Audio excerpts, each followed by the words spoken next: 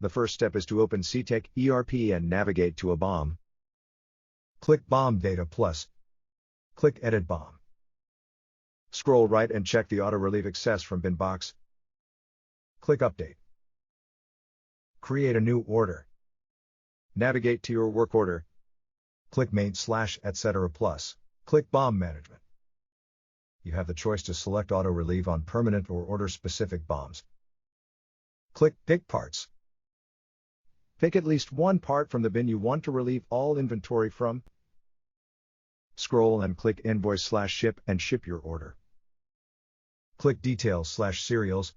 Here you can see that Part 12 is applying the entire bin key to the order, even though we only picked one. If we go to Part 12's record and select Activity Plus, click History. Click Submit.